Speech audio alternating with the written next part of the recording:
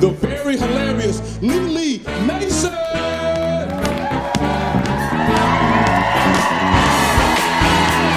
Comedy bar, how we doing?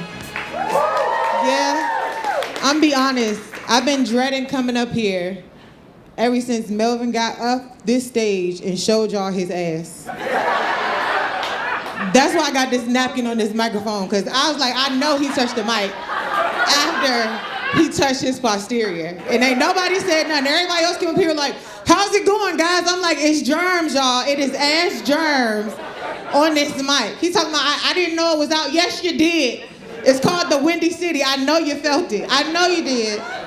And I'm like, how am I supposed to go up here and tell jokes when I know in the back of my mind I watched him touch his ass, didn't touch this mic? We don't know each other like that, sir. I don't know your hand hygiene, you know? And I'm sorry, y'all eating. Y'all should be mad though. I just want y'all to know. Y'all bust out laughing. He showed his whole rectum. Y'all was like, ha, that's crazy. I know that Yelp review about to be wild. That's what I do know. It was cool. They showed their ass there, but it's fine, you know? And maybe I wouldn't be so bothered if I hadn't had a crazy week. I went to the doctor this week. I turned 39 earlier this year, so I'm really like trying to, thank you, oh my gosh. No, I don't need no claps. I just didn't respond like that when I turned 39. I'm wondering why you did, but thank you so much. That's so sweet. What? Yeah, thanks. I turned 39 this year, so I've been trying to like stay on top of my health, and I was talking to my doctor. I was telling her how I want to be a wife and a mom, and she said, stop telling me your business. And I was like, well, who else I'm gonna tell it to? You know, because you got a fistful of my uterus, ma'am. We are best friends at this point. Like, you know me better than I know myself, you know? And she said, well, if you're serious about motherhood, you really need to lose weight, which is true. I gained 50 pounds in the pandemic. I've been trying to lose it ever since. She says, you really need to lose weight because you're obese. And I said, okay. When I put my clothes back on, square the fuck up, bitch, because who the fuck you think you talking to? I did not come here to be verbally abused. I did not, okay? I pay for my health insurance out of pocket. You can find another way to say this to me. Hefty, husky, all of that overweight is available to you. Obese? Are you crazy? What is this medical roasting you doing? Like, are you serious, ma'am? I said, you could have even made this sound French, like, you got obese, and I'd have been like, all right, fine. My obese acting up. You see how that sound? Lele, you want to go to the club this weekend? I can't. I got obese. Like, you see how that works? I said, oh, we roasting? Oh, because you smell like turmeric and I want curry chicken. What you trying to do? She was like, no, I'm talking about your BMI. I said, lady, don't threaten me. I beat you in your eye. Like, don't play with me. Don't do that.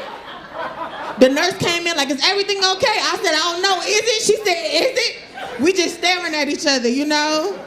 I just really did not like the way obese sound, guys. Like, for real, like, can you imagine arguing with somebody and they just be like, man, shut your obese ass up. Now, oh my gosh, to the death, we have to fight. Like, to the death. And that's below the belt. Like, if you be like, you fat, I can be like, your mother. But obese? Like, are you serious? That is a textbook roast. Like, you don't do that. You don't say shit like that to people.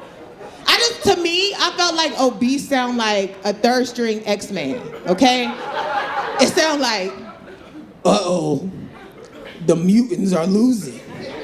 Looks like they're gonna bring in obese. And I just slowly arise from the ground. Like, I got greens, beans, potatoes, tomatoes, ham, roll, you name it. Like, bitch, are you crazy? I was like, lady, I will introduce you to some slow-ass karate. Like, stop playing with me. I done took 2 sessions of Tai Chi, like, lady? Like, oh, I was so offended. I left, and I'm driving. I'm originally from the East Coast. I've been in Chicago for a while. I like Chicago a lot. I think Chicago is the most beautiful place I've ever been in my life. No, for sure. I haven't traveled that much, though, so don't take my word for it. But I feel like Chicago's incredibly beautiful, right? And you just see, like, amazing things. Like, I think, like, parking is crazy. Parking is disrespectful in this city. Like, I don't know why it's so hard to park. Like, when you find a parking spot, you gotta throw your car in reverse and immediately destroy your transmission so don't nobody else get this parking spot, right? It's a parallel park. So I'm going to park my car, and then this man pull up beside me. He's just beeping his horn, just beeping and beeping. And I'm like, oh my gosh, what did I do? Turns out he not beeping at me, he beeping at the other man in front of both of us. So the man in front of both of us got out the car. He said, what the fuck, bro? You got a problem? And the man that was beeping his horn, he got out the car and said, nigga, I will fucking shoot you. And I'm still trying to park. So I said, hold on. Excuse me, wait a minute. What you gonna do? What? Like, why? Like, it's conflict resolution, not an opportunity. Like, he just said, what's the problem? I kind of want to know too. Like, why did you want to shoot him immediately? It was no other choices? Nothing. It's just straight to the gun? Okay, because I'm stuck in between this shit, you know?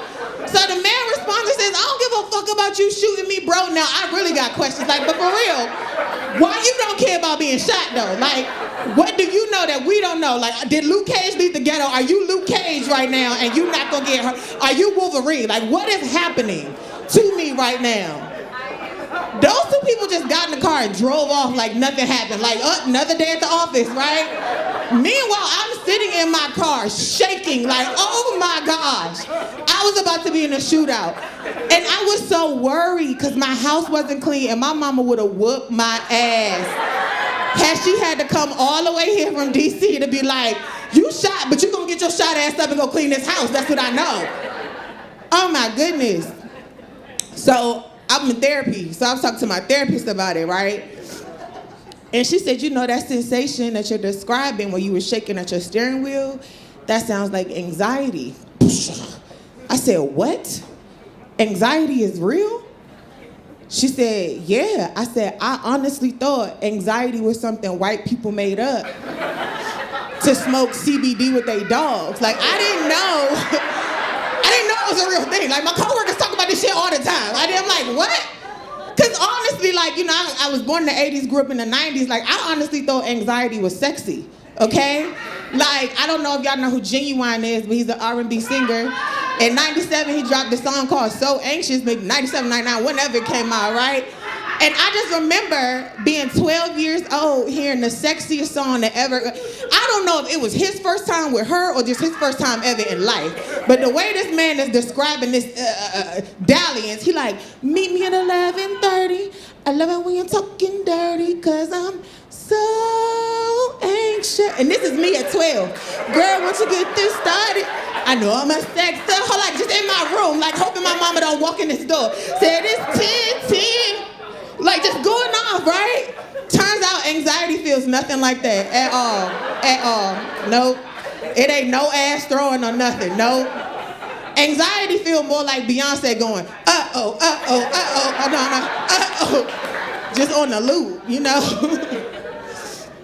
Y'all been fun. They gave me the light and I gotta go.